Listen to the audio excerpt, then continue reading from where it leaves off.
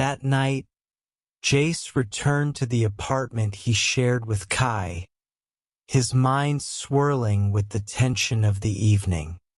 He had tried to push the thoughts of the gala, of the life his parents were trying to force on him, out of his mind, but they kept creeping back in. Kai was waiting for him when he stepped inside, a small smile lighting up his face as he looked up from his phone. But when he saw Jace's expression, the smile faltered. "Jace? What happened?" Kai asked, concern evident in his voice.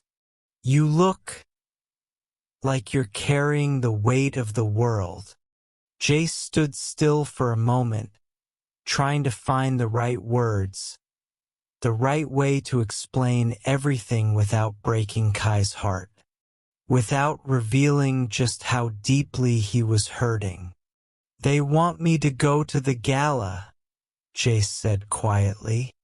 "They want me to bring her, the woman they've chosen for me." Kai's face fell, his eyes clouded with confusion and sadness. "Jace, no.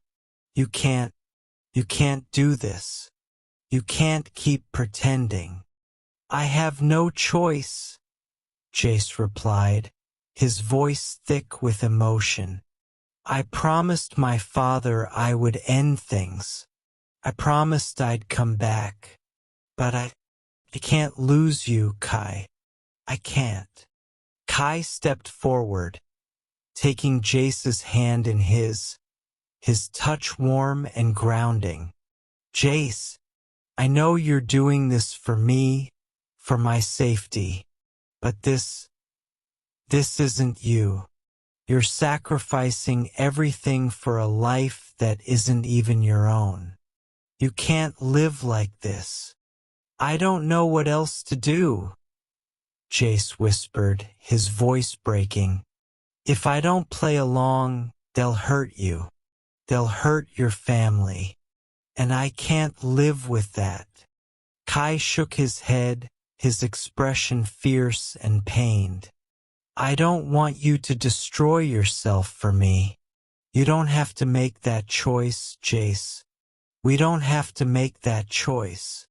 Jace felt a pang in his chest at Kai's words, but the truth was clear.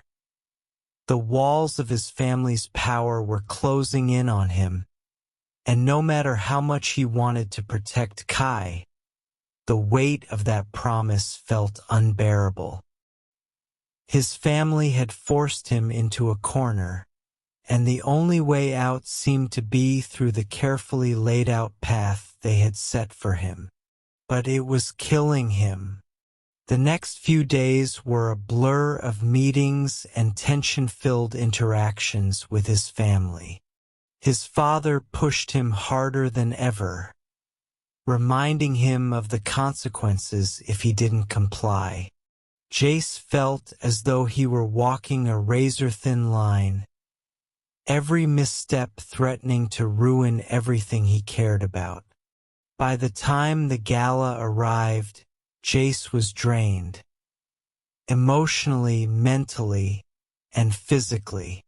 He had played his role, endured his father's relentless commands, and kept his emotions buried beneath layers of polite smiles and formal conversations. But inside, Jace was falling apart.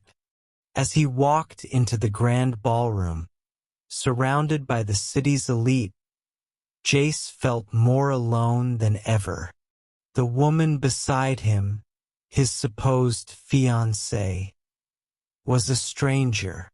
She was polite and kind, but there was no spark, no connection. She was simply a piece in his father's game, and Jace knew it. Through the crowd, he spotted Kai's face in the back of his mind, a shadow of him, as if Kai were still waiting for him in the place they had left behind. And for a moment, just a brief moment, Jace felt like he could break free from the invisible chains that bound him. But the truth was undeniable. He was stuck in a world that wasn't his, living a life that wasn't his. That night, as Jace returned to the estate, the weight of his choices felt unbearable. He was playing a dangerous game, and there were no winners in sight. His father's voice echoed in his head. "You'll marry her, Jace. You'll do what's expected of you. And if you don't, you know what happens next." Jace sank into the armchair in his father's study, his head in his hands. How long could he keep this up? How long could he continue pretending?